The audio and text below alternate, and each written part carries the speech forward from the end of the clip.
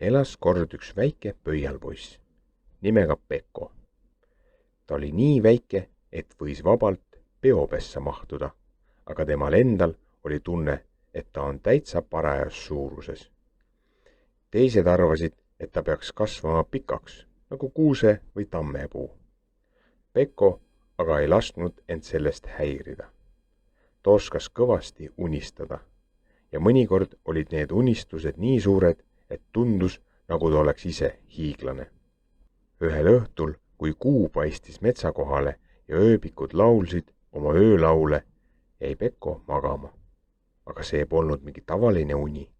See oli eriline unenägu. Selline, mis tuleb vaid kord elus. Pekko avas unenäos silmad ja nägi, et ta lamab padjaserval, mis oli korraga muutunud hiiglaslikuks mäeks. Padjaservast alla veeres pikk tee, pehme nagu sammal. Pekko vaatas alla ja nägi, et tee ääres tantsivad sipelgad, kandes küünalde asemel väikeseid kaselehti, mis helendasid nagu laternad. Kuule, Pekko, hüüdsid sipelgad. Tule meiega, täna algab unenäo rongkäik. Pekko silmad läksid suureks. Rongkäik kõlab alati põnevalt.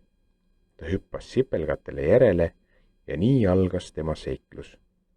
Rongkäigu ees kõndis hiiglaslik tigu, kes kandis seljas vaskset kellatorni. Kell lõi igal sammul tikk-takk, tikk-takk ja iga takk pani taevas tähe särama. Selle taga marssisid konnad, kellel olid trummid, aga need polnud tavalised trummid, need olid seebimullid. Iga löök saatis taeva poole hiigelmulli, mis säras nagu vikerkaar ja siis lõhkes pehme plõnn häälega. Pekko ei suutnud naeru pidada. Sellist orkestrit ma pole küll kunagi näinud. Üks konn naeratas talle ja ütles, unenäos on kõik võimalik. Kui tahad, võid ka ise pilli mängida. Konn ulatas Pekkole pilli, mitte trompeti ega viiuli, vaid kõdistamistoru. Kui Pekko seda puhus, hakkasid kõik ümberringi naeru kihistama. Isegi vana tõsise näoga öökull naeris, kes muidu mitte kunagi isegi ei muianud. Rongkäik viis Pekko lõpuks suure õunapuu juurde. Aga need polnud tavalised õunad. Iga õun oli peaaegu sama suur kui Pekko ise. Mõned olid punased nagu päike loojangul, teised kuldsed nagu hommikuvalgus. Võta üks, sosistas sipelgas talle. Kui Pekko õuna hammustas, kukkus puu otsast alla väike uks. Ta avas selle ja astus sisse. Ja mida ta nägi? Selle sees oli terve linn. Seal olid väikesed tänavad, mahlajõed ja inimesed, kes kandsid õunaseemnetest kübaraid. Meie oleme seemnevalvurid, rääkisid nad. Me hoiame kõigi unistuste algust, sest iga unistus on nagu seeme. Kui seda hoida, kasvab ta suureks ja toob vilja. Pekko noogutas targalt, nagu ta oleks seda juba ammu teadnud. Aga samal ajal hiilis ligi tuul.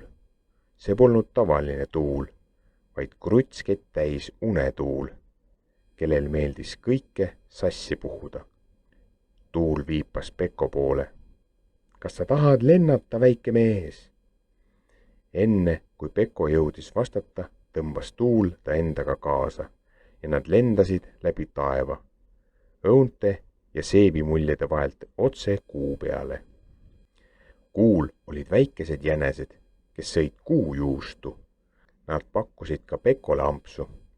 Juust maitses nagu kõige parem vaniljejäätis, mida ta kunagi saanud oli. Kas sina ka unistad, Pekko? Küsis üks jänes. Muidugi, vastas Pekko. Mina unistan, et oleksin vahel sama pikk kui kuusepuu ja et võiksin näha, kuhu kõik jõed lõpuks välja jõuavad. Siis jäta meelde, mida suurem on unistus, seda kaugemale ta sind viib. aga vahel on väike unistus just see, mis teeb südame kõige õnnelikumaks, ütles jänes. Lõpuks hakkas unenägu väsima. Tähed haigutasid ja kuu pani endale teki peale. Sipelgad kustutasid oma kaselehe laternad ja konnad puhkasid oma mullitrummide peal. On aeg koju minna, sosistas Tuul ja puhus Peko padjaservad tagasi. Hommikul avas Peko silmad ja nägi oma väikest tuba, oma väikest voodit ja akent, mille taga paistsid päris päike ja päris mets. Kas see kõik oli uni, mõtles ta. Aga kui ta käe padja alla sirutas, leidis ta sealt pisikese õunaseemne. Seemnevalvurid, sosistas Peko ja naeratas.